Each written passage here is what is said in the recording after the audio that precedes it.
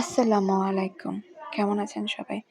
আমি আলহামদুলিল্লাহ আল্লাহর রহমতে ভালো আছি।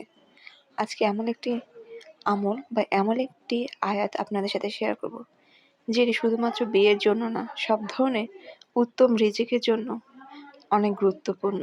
যেই আয়াতটি পাঠ করলে আপনার উত্তম রিজিকের ব্যবস্থা করে দেবেন আল্লাহ সুবহানাহু ওয়া তাআলা। রাব্বি ইন্নী লিমা আনজালতা ইলাইহি মিন খাইরিন ফাকির। সূরা কাসাসের ২৪ নম্বর এই আয়াত। এই এক বাক্যে আছে কৃতজ্ঞতা, প্রশংসা আর দোয়ার সমন্বয়। এই বাক্য বলার কারণে আল্লাহ মুসা আলাইহিস সালামকে স্ত্রী, বাসস্থান এবং কর্ম দিয়েছেন। তাই আমরা যতটুকু সম্ভব শুধুমাত্র আমল হিসেবে যে করব তা না, আমরা এটিকে জিকির হিসেবে এই আয়াতটি পড়তে পারি। উঠতে বসতে যখন আপনার মনে হবে এই জিকিরটি আপনি করবেন ১০ বার, ১১ বার, ১০০ বার, যেকোনো পরিমাণ সংখ্যা আপনার ইচ্ছা আপনি করবেন। আল্লাহ তাআলা আমাদের নেক আমল করার তৌফিক দান করুন। সুম্মা আমিন। আল্লাহ হাফেজ।